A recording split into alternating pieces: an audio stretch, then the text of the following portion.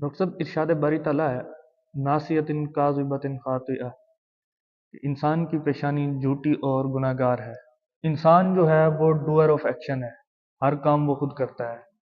تو ادھر انسان کی پیشانی کا ذکر کیوں کیا گیا ہے؟ حالانکہ ہر کام تو انسان خود کرتا ہے، تو اس کو گناہ گار اور جھوٹا کیوں نہیں کہا گیا؟ یہ جو قرآن مجید کی آیت ہے کہ ناصیۃ کاذبۃ خاطئہ، کہ وہ جن کی جھوٹی اور گناہ گار پیشانی ہے، تو اسی طرح ایک اور مقام پہ بھی رب العزت نے ارشاد فرمایا یعرف المجرمون بسیماہم فیؤخذ بالنواصی والاقدام، کہ جو مجرم ہیں وہ اپنی پیشانیوں سے پہچانے جائیں گے اور انہیں قدموں اور پیشانی سے گھسیٹا جائے گا۔ اب جب ان آیات کو دیکھتا ہے بندہ تو ایک حیران اور ایک عجیب سی کیفیت آ جاتی ہے کہ گناہ گار انسان ہے تو پھر اس کی پیشانی کا کیا رول ہے کہ اس کی پیشانی کا ذکر کیا جا رہا ہے کہ جھوٹی گناہ گار پیشانی، وہ اپنی پیشانی سے پہچانا جائے گا، اس کو پیشانی اور ٹانگوں سے پکڑ کے گھسیٹا جائے گا۔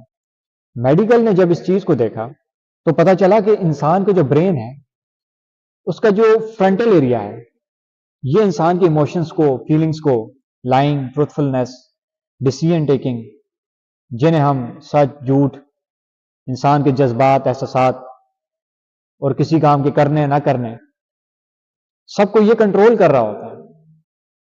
ایسے سمجھ لیں کہ ایک مشین ہے اور اس کے اندر جو سافٹ ویئر ہے وہ جس چیز کو سب مشین کو کنٹرول کر رہا ہے، اسی طرح انسان کا ادھر سافٹ ویئر ہے فرنٹل ایریا میں، جو یہ سارے اچھائی، برائی، نیکی، بدی سب کو کنٹرول کر رہا ہے۔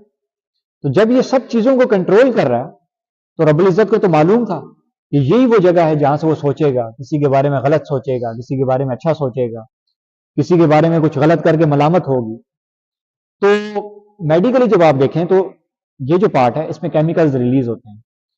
ایک کیمیکل ہے جو ایکسائٹیٹری اور وداؤٹ اینی ریزن ہیپینس، جس کو ہم یوفوریا بھی کہتے ہیں، کہ آپ کسی بات پہ خوش ہیں لیکن اس کی کوئی ریزن نہیں ہے۔ جیسے ڈرگ ایڈکٹڈ جو لوگ ہیں وہ نشہ اس لیے کرتے ہیں تاکہ ان کو ایک فالس بلیف آف ہیپینس ملے کہ کچھ بھی نہیں ہے لیکن وہ خوش ہیں، اور وہ ٹیمپریری ایک ہیپینس ہوتی ہے۔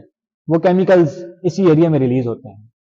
جب انسان کو یا تو ڈپریشن ہو جاتا ہے یا ایک لانگ لاسٹنگ ہیپینس ملتی ہے، موڈ چینجنگ جسے کہتے ہیں، وہ ایک کیمیکل ہے جسے سیروٹونین کہتے ہیں۔ تو جب ہم ان کیمیکلز کو دیکھتے ہیں اور ان کا رول دیکھتے ہیں، یہ سارے انسان کے کنٹرول میں ہیں کہ انسان انہیں کنٹرول کر رہا ہے، کسی کے بارے میں اچھا سوچ رہا ہے، برا سوچ رہا ہے، کوئی نشہ کر رہا ہے، تو سب کا سب دار و مدار اس ایریا پہ ہے۔ اس لیے رب العزت نے فرمایا کہ ناصیۃ کاذبۃ خاطئہ، کہ وہ جو گناہ کر رہا ہے وہ اسی پیشانی سے ہے، انجام وہ خود اپنے ہاتھوں سے دے رہا ہے لیکن اس کو ایکشن جو مل رہا ہے وہ یہیں سے مل رہا ہے، اس کو سوچ جو مل رہی ہے وہ یہیں سے مل رہی ہے۔ اس لیے کہا جھوٹی اور گناہ گار پیشانی۔ پھر فرمایا کہ وہ اپنی پیشانیوں کی وجہ سے پہچانے جائیں گے اور انہیں پیشانیوں اور قدموں سے پکڑ کے گھسیٹا جائیں گے۔ جو بچہ ہوتا ہے اس کی بھی تو پیشانی ہوتی ہے، تو اس کے اندر جو گناہ کا مادہ کیوں نہیں ہوتا؟ جب انسان ایک چھوٹا بچہ ہوتا ہے اس کا فرنٹل کارٹیکس پراپر ڈیولپ نہیں ہوا، اور یہ پراپر ڈیولپ ہوتا ہے with the passage of time, اور یہ ماحول کے حساب سے ہوتا ہے، مطلب ایکسپیرینسز سے ہوتا ہے، اچھائی اور برائی کو دیکھ کے ہوتا ہے۔ اس کے ساتھ ساتھ یہ میچور کر رہا ہوتا ہے اور چیزوں کو جج کر رہا ہوتا ہے۔ پھر ایک ٹائم آتا ہے کہ یہ ڈیولپ ہو جاتا ہے، جس سے پھر انسان کو چیزوں پہ غلط پہ مداوا بھی ہوتا ہے، اچھائی پہ خوشی بھی ہوتی ہے۔ لیکن جب بندہ چھوٹا ہوتا ہے، بچہ چھوٹا ہوتا ہے، تو اس کے احساسات، جذبات ڈیولپ نہیں ہوئے ہوتے، وہ اسی لیے کہ اس کا فرنٹل کارٹیکس ایریا اس کا ڈیولپ نہیں ہوتا، اس لیے اسے معصوم کہا گیا۔ ڈاکٹر کیتھ مور جو یونیورسٹی آف ٹورانٹو کے پروفیسر ہیں، اناٹمی اور ایمبرولوجی پہ بک لکھی اور پوری دنیا میں ایک پبلش ہوئی، تو وہ یہ کہتے ہیں کہ آج سے پہلے کسی بھی سائنس کی بک میں اس کے بارے میں کوئی ہمیں ایویڈنس، کوئی پروف نہیں ملتا، نہ کسی چیز کا ذکر ملتا ہے کہ یہ فرنٹل کارٹیکس ایریا کیا ہے اور یہ کس چیز کو کنٹرول کرتا ہے۔ اور کہتے ہیں کہ مجھے بڑی حیرانگی ہوئی جب میں نے سائنس کو قرآن مجید سے دیکھا کہ قرآن مجید میں اللہ رب العزت نے اس کا 1400 سال پہلے بیان کر دیا کہ کیسے جو پیشانی ہے یہ گناہوں کی سزاوار ہے، گناہوں کے کرنے میں بندے کی مدد کرتی ہے۔ پھر وہ یہ کہتے ہیں کہ یہ جو باتیں ہیں اور یہ جو الفاظ ہیں یہ نبی پاک صلی اللہ علیہ وسلم کی زبان سے نازل ہوئی اور آپ نے 1400 سال پہلے بیان کیے، تو ان کا کہنا ہے کہ وہ نبی بھی سچے ہیں اور ان کا جو لایا ہوا دین ہے وہ بھی سچا ہے اور جو قرآن ہے وہ بھی سچا ہے. وہ اسی لیے کہ انہیں کہیں اور سے ایویڈنس نہیں ملا سوائے قرآن مجید کے اس سارے پروسیس کے بارے میں. تو یہ حقیقت ہے قرآن کی جو ہمارے لیے اللہ رب العزت نے ایک بہت بڑا تحفہ دنیا پہ اتارا.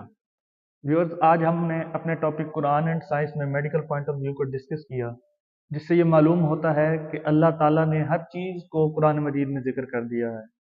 اب یہ ہمارا کام بنتا ہے کہ ہم اس چیز کو کس طرح قرآن مجید سے تلاش کرتے ہیں.